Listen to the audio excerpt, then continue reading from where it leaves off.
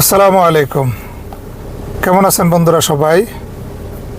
আলহামদুলিল্লাহ, এতদিনের সকল জল্পনা কল্পনার অবসান ঘটিয়ে অবশেষে ডাকসু নির্বাচনের পরিপূর্ণ ফলাফল আসলো।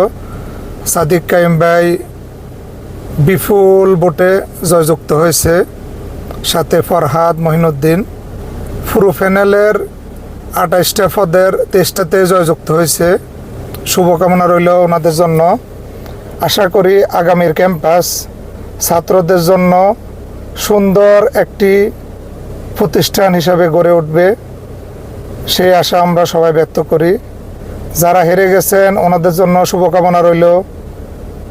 আগামীর রাজনীতির কিভাবে হবে এটা একটা রিহার্সাল, কারণ যারা বিভিন্ন ন্যারেটিভ তৈরি করে একটা গ্রুপকে আপনারা সবসময় দাবিয়ে রাখছেন, তারাও বাংলাদেশি, আমরাও বাংলাদেশি, আমরা সকলেই বাংলাদেশি। তাই জনগণের ফালস বুঝতে হবে, জনগণ কি রাজনীতি চায়। পুরাতন একই কথা বারবার রিপ্লে, এগুলো এখন আর জনগণ পছন্দ করে না।